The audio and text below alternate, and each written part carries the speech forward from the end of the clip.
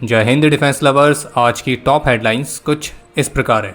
पहली बार 2 अलग अलग शिपयार्ड द्वारा बनाई गई वॉरशिप्स एक साथ होगी नेवी की सर्विस में कमीशन। आर्मी चीफ ने भी दिया ऑपरेशन सिंदूर को लेकर कुछ महत्वपूर्ण बयान। ऑपरेशन सिंदूर में अगर नेवी को मिलता मौका तो कराची पोर्ट हो गया था राख। पाकिस्तान के फील्ड मार्शल ने यूएस की जमीन से दी भारत को न्यूक्लियर धमकी। और यूके के F-35B ने करी फिर से जापान में इमरजेंसी लैंडिंग।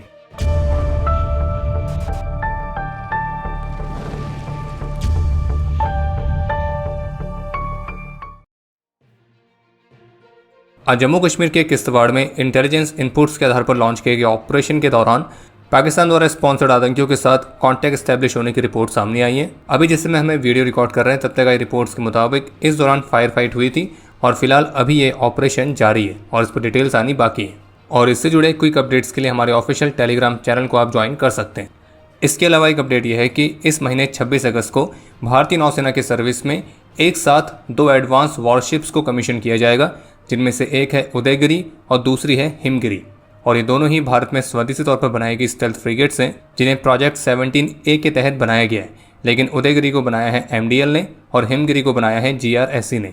और इसलिए पहली बार होगा जब 2 इंडियन शिपयार्ड्स द्वारा बनाई गई 2 अलग अलग मेजर वॉरशिप्स एक साथ नेवी की सर्विस में कमीशन होंगी, और वो भी सेम क्लास की वॉरशिप्स।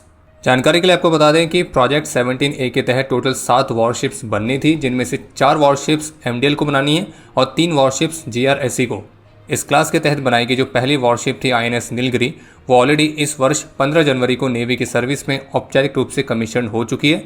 और अब 26 अगस्त को इस क्लास की दूसरी वॉरशिप उदयगिरी और तीसरी वॉरशिप हिमगिरी को कमीशन किए जाने की तैयारी की जा रही है। और इन वॉरशिप्स की खास बात यह है कि इन्हें अत्याधुनिक वेपन्स और सिस्टम से इक्विप्ड किया गया है और उनमें से भी अधिकतर वेपन्स और सिस्टम्स भारत में ही स्वदेशी तौर पर बनाए गए हैं। और ये सभी स्टेल्थ गाइडेड मिसाइल फ्रिगेट्स की कैटेगरी में आती है, और जो कि मौजूदा शिवालिक क्लास फ्रिगेट्स की तुलना में 5% बड़ी होने के बावजूद ज़्यादा स्टेल्थियर है और उसका रडार क्रॉस सेक्शनल एरिया बेहद कम है। इंडियन एयरफोर्स चीफ के बाद आज IIT मद्रास में आयोजित एक इवेंट को संबोधित करते हुए Indian army chief general Upendra Dwivedi ने भी ऑपरेशन सिंदूर को लेकर कुछ महत्वपूर्ण बातें कही हैं। जैसे कि उन्होंने कहना था कि 22 अप्रैल को पहलगाम में क्या हुआ वो आप सभी जानते ही हैं, जिसने पूरे देश को शॉक कर दिया था।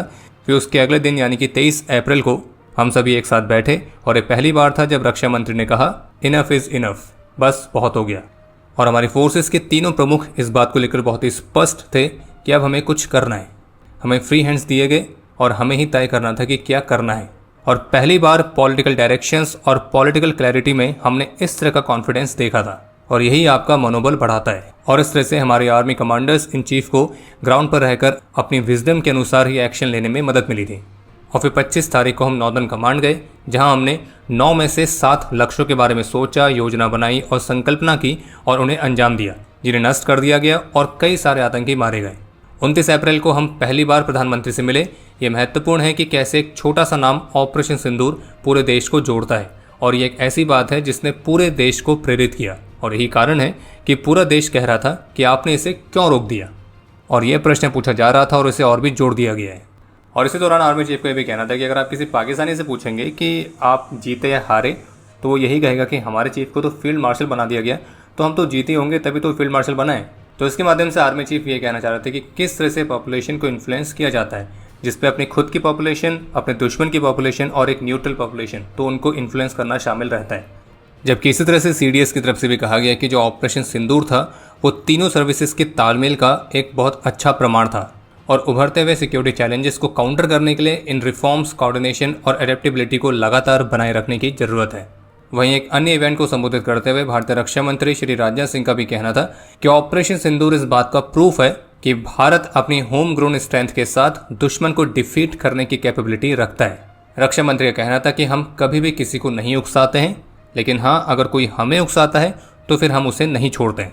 और भारतीय रक्षा मंत्री के जो स्टेटमेंट्स हैं ये BEML के रेल हब फॉर मैन्युफैक्चरिंग, जिसे शॉर्ट फॉर्म में कहा गया ब्रह्मा, तो उसके भूमि पूजन और शिलान्यास कार्यक्रम के दौरान आई हैं। और US जो टैरिफ वाला गेम भारत के साथ खेल रहा है, तो उस पर भी भारतीय रक्षा मंत्री ने इनडायरेक्टली कमेंट्स जरूर किए हैं, जिनमें उनका ये कहना था कि भारत जितनी तेज़ी से विकसित हो रहा है, तो उसको देखते हुए कुछ फोर्सेस है वो इस बात का प्रयास कर रहे हैं कि भारत में बनने वाले जो प्रोडक्ट्स हैं जब वो दूसरी कंट्रीज़ में जाएं तो वो महंगे हो जाएं, ताकि वो कंट्रीज़ हमसे उन प्रोडक्ट्स को ना खरीदें, और इससे हमारी ग्रोथ को रोकने का प्रयास किया जा रहा है। लेकिन रक्षा मंत्री कहना था कि मैं कहना चाहूँगा कि दुनिया में कोई भी पावर नहीं है जो कि भारत को दुनिया में एक बड़ी पावर बनने से रोक ले। हिंदुस्तान टाइम्स की तरफ से एक बहुत ही इंटरेस्टिंग से रिपोर्ट जारी की गई है, जिसमें बताया गया कि कैसे 10 मई की सुबह जब इंडियन आर्म फोर्सेस के एक जबरदस्त रिस्पांस को अप्रिशिएट करते हुए भारतीय प्रधानमंत्री ने आर्मी चीफ और एयरफोर्स चीफ को बधाई दी, और फिर उसके बाद उन्होंने हमारे navy chief admiral Dinesh Tripathi की तरफ देखा और कहा कि हमने आपके मुंह से निवाला छीन लिया, आपको मौका फिर मिलेगा। और भारतीय प्रधानमंत्री की इस तरह की स्टेटमेंट इंडियन नेवी को कराची पोर्ट पर ब्रह्मोस मिसाइल से हमला करने से रोकने के निर्देश के तुरंत बाद आई। इस बात में कोई डाउट नहीं कि कराची हमले के जवाब में जो पाकिस्तान है वो भारतीय प्रधानमंत्री के होम स्टेट यानी कि गुजरात पर मिसाइल से हमला कर सकता था, लेकिन इसके बावजूद भी भारतीय प्रधानमंत्री ने तीनों सेना के प्रमुखों को पूरी छूट दे रखी थी और सबसे बुरे हालात के लिए तैयार रहने के लिए भी कहा था। और हो सकता है कि उस समय तीनों चीफ के मन में कोई सेकंड थॉट हो, लेकिन भारतीय प्रधानमंत्री के मन में इसको लेकर कोई सेकंड थॉट नहीं था। बाकी जो भारतीय प्रधानमंत्री ने नेवी चीफ को कहा है कि हमने आपके मुंह से निवाला छीन लिया, तो ये स्टेटमेंट भले ही छोटी सी है, लेकिन इसके मायने बहुत बड़े। वो तो पाकिस्तान ने थोड़ी सी समझदारी दिखा के भारत से बात करने के लिए वो आगे आया और रिक्वेस्ट करी कि इसको रोकते हैं करके।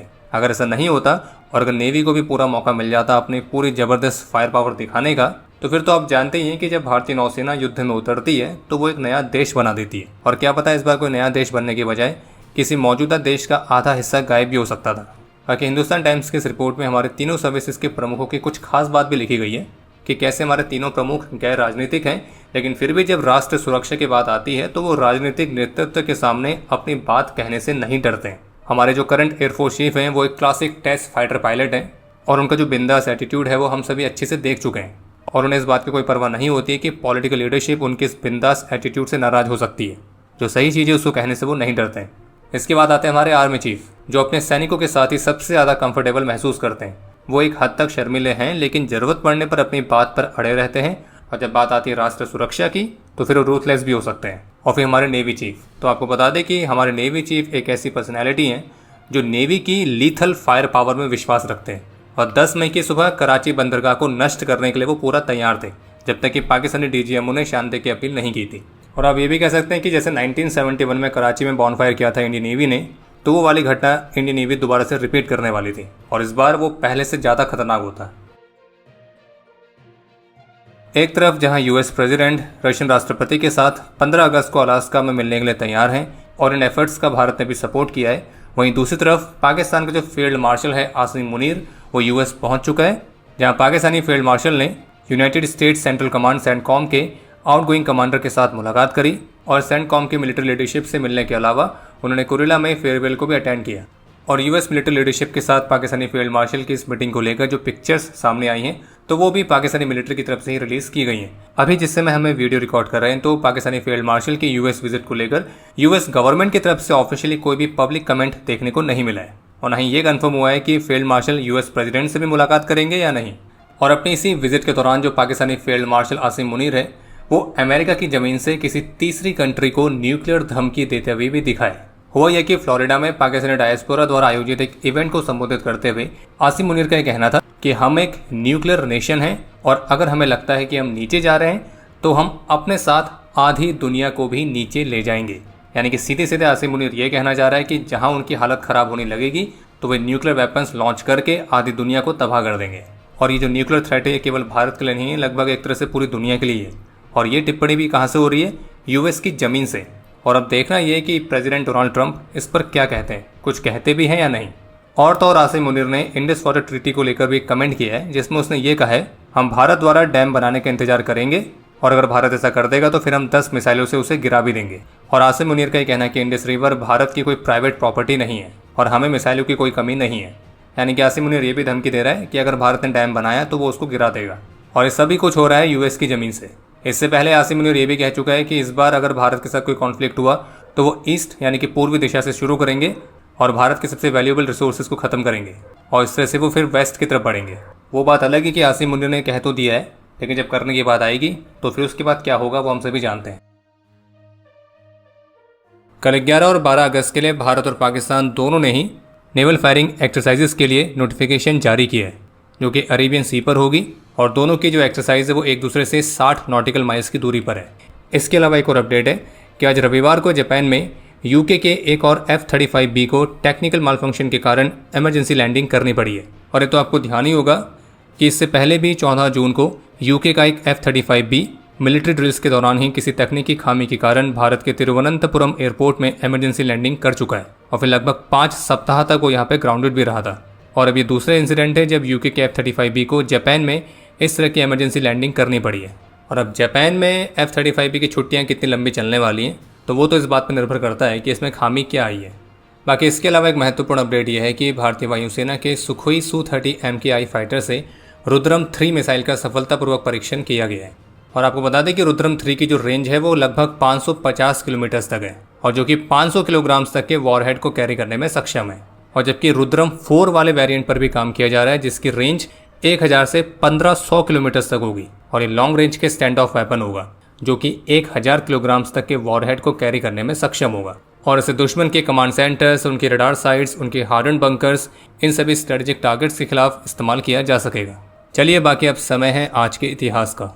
आज के दिन 2024 में जम्मू कश्मीर में अपने अदम्य साहस और वीरता का परिचय देते हुए हवलदार दीपक कुमार यादव और लांस नायक प्रवीण शर्मा वीर गति को प्राप्त हुए थे। आज के दिन 1995 में जम्मू कश्मीर में ही अपने अदम्य साहस और वीरता का परिचय देते हुए लांस नायक प्रसाराम जाट ने अपना सर्वोच्च बलिदान दिया था और इन्हें मरणोपरांत शौर्य चक्र से सम्मानित किया गया। और आपके लिए आज का प्रश्न है कि DRDO द्वारा विकसित किए गए 3 सबसे घातक वेपन्स कौन से हैं। और अब समय है आज के टॉप 3 कमेंट्स का जो ये रहे आपकी स्क्रीन पर।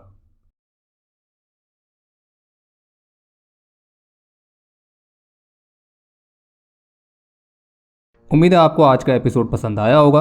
पसंद आया तो वीडियो को लाइक करना ना भूलें। आपके कोई भी सुझाव या सवाल हो तो उसके लिए कमेंट सेक्शन ओपन है। और अगर आप डिफेंस रिलेटेड और भी एक्सक्लूसिव कंटेंट में दिलचस्पी रखते हैं तो आज ही प्ले स्टोर से डिफेंस स्क्वाड की सुपर ऐप को डाउनलोड करना ना भूलें। और अगर आप चैनल पर पहली बार आए हैं तो squadron.in पे जाके हमारे नए डिज़ाइंस को भी चेकआउट जरूर करें। बाकी जल्द मिलेंगे नए एपिसोड के साथ। तब तक के लिए जय हिंद, जय भारत।